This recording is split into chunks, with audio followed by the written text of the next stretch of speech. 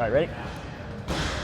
Hello, Crash fans. Come on in here. It's yours truly again, Duke Andrews. We're bringing to you yet another interview with one of our competitors, one of the warriors who's going to bless us with his presence in the cage for Crash 6. Crash 6, September 13th, coming up soon. 13, 14, I don't know.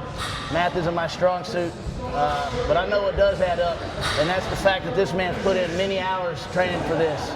He's gonna bless the cage at Advent Health Sports Park at Blue Hawk, 159th, the 69 Highway, like I said, September 13th. So joining me right here, the one and only, the Rosedale Strangler, it's Jacob Akin. How you doing, man? I'm all right. How you doing, boss? I'm good. Appreciate you letting me come. By the way, I came up to see him. This is his, you can see behind me here, Garrison Community Center. Craig Cummings, longtime coach and friend, I would say mentor of Jacob Akin. So, Jacob, let's get into it, man. I want to say real quick something that I met him a couple years ago, and this is more just me right here before we get going with Jacob. But we started doing a lot of Crash events. We started 1, 2, 3. We get to Crash 4. All right, I'm starting to prep for that, and I see his name, and I get so excited, man. I've been watching his fights. We've all seen him for years. I saw your name on there, and I thought, man, I've never met him. And I see him show up at weigh-ins at the Garden, over by the historic Memorial Hall, where we held Crash 4. And sure enough, something went down. His opponent, had to scratch. And man, I'm telling you, the way that you kind of dealt with that, we had a cage shot interview in the intermission at Memorial Hall, he and I did. And even through that time, having went through camp, right, being prepared, you show up to weigh-in. Yeah. And stuff happens. You do this long enough. You've had that happen before, I'm assuming? Yeah, it's happened a time or two before. I mean, I've had, out of 100 some odd pro fights, I've had so many different types of things happen to me, man. It happens. Yeah, it's just you guys train so hard, you get ready. If you are making weight and it's tough, you make the weight. I just wanted to point that out before we kind of roll into some other topics, that the guy handled like a pro, and I was impressed by that. Crash appreciates that. So what do? We call him back. Crash 5. Get you in the card. He's fighting for the belt. By the way, current 145-pound BKMMA belt holder right here for Crash, okay? Get that fight going for Crash 5. We do that at our place in Lawrence. And sure enough, no fault of anybody. His opponent has a mishap occurred, what?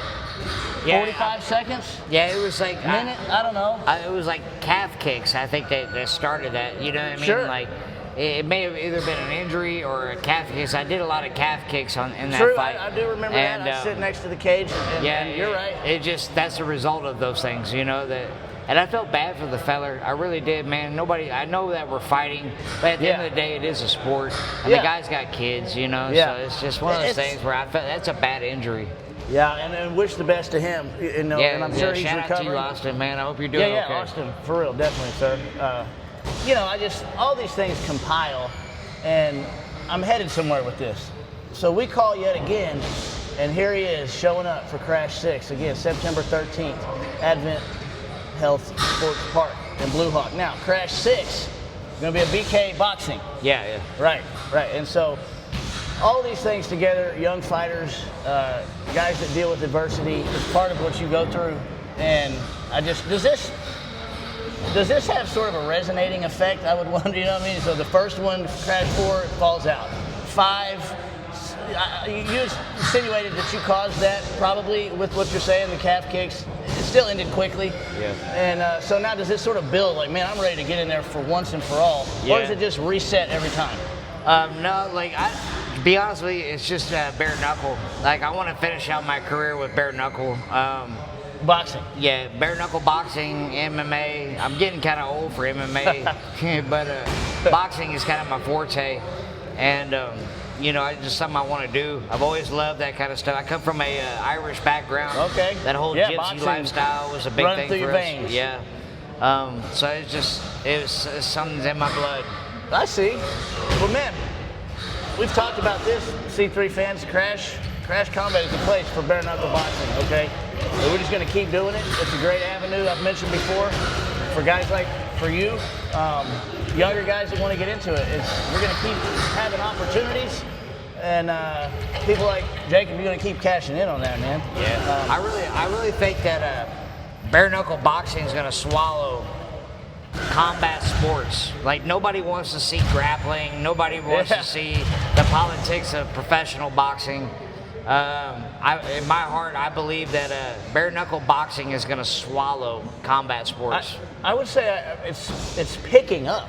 It really is. Is it not? Since 2017, it's done nothing become legal in more and more states, more and more views. Yeah. They don't care if you win or lose. There's no politics involved. They just want you to show up and fight.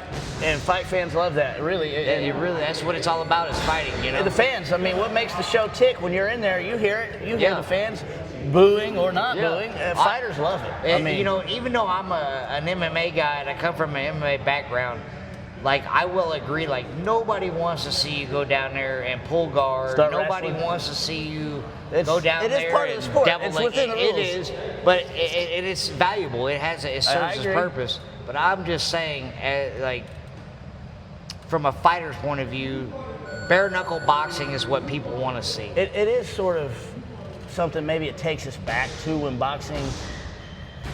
Back to the 5 boroughs. Yeah, there you go. That's a great way to put it. Yeah, that's way back. And it is sort of just, I guess, the essence of it, right? The bare knuckle stuff. Yeah. And, well, so with kind of all that said, you've had how many professional fights would you say? I don't have it right off. 115 professional between different sports. Yeah, between different sports, and that's kind of where I'm going with this. Is you've done all these different genres of fighting. You're mentioning MMA, right? You coming sort of your roots sort of being rooted in that boxing sort of heritage, Irish. I guess you've almost answered this question, quite honestly, because I was simply just wanting to know if you could choose, take yourself back, and if you could just pick the genre, boxing, MMA, kickboxing. You've done kickboxing. Yeah. All of that. Which one is your favorite? It sounds like you would say boxing. I would say boxing, which is clearly Craig Cummings' gym. Right, Team Danger Fire, man. Boxing team, Kansas City's finest. He's repping it. Yeah, so boxing, you know. Boxing for sure. Growing up in a household, like I said, I grew up in the 90s. Yeah, shout out to the 90s, baby. Yeah, 90s.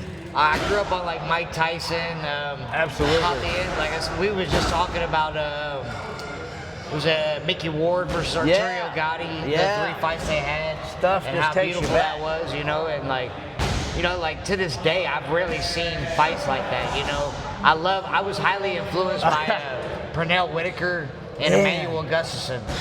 You know, like those guys really influenced me.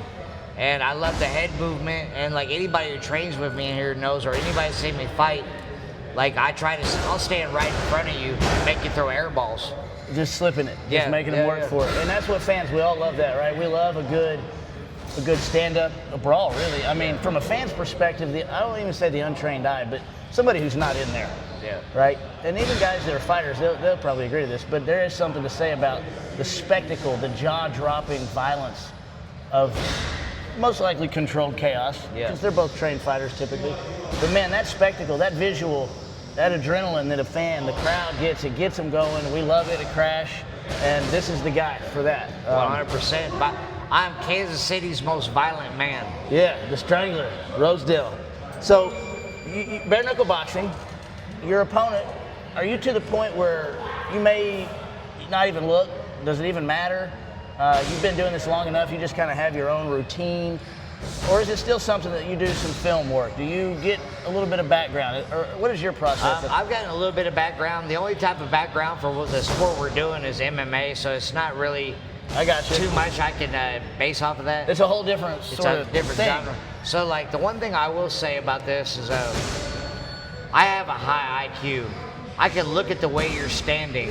I tell a lot of guys in here, I can look at the way you're standing and have an idea how to fight you, because styles make fights. Sure. And he's a grappler, so that tells me he don't like to get punched. He's in the wrong sport to do it. And the only thing I'll say is I'm going to send him back to Virginia with a Gap 2 smile, and he can blend in with the rest of them. Well, you heard it first from the horse's mouth, from Mr. Akin. bare knuckle boxing has some degree of differences in terms of rule set than just standard boxing. Yeah. Would that not somewhat cater to a grappler's? To an extent, the clinch is the one. Once again, it goes back to my IQ. Yeah. The clinch is the one thing that stand-up and grappling has in common. And for years, all I've done is studied Muay Thai clinching, Greco-Roman clinching, and Judo clinching. And like I said, That seems to be a good. It's a good mixture, you know. Sure. And To control and on that top of Western position. boxing. Yeah, position. And I'll say that, like, you know, from all the bouncing that I've done throughout 11 years, 12 years of doing it, I've been in so many fist fights. You know, somebody grab a hold of me. I'll Your just blood pummel pressure and- doesn't even get high, Yeah, does it? I It just stay I'll calm. Just throw you off of me and get to work. You know, so I'm not really worried about like. I see. Any of Very this, confident. you know. Always confident. I just Jacob. think that a high IQ is what's going to make this happen. Yeah. Well, hey, I appreciate it, honestly, again, and we're looking forward to it. Crash fans looking forward to it. It's obviously going to be violent. He said it right here. He's ready for it.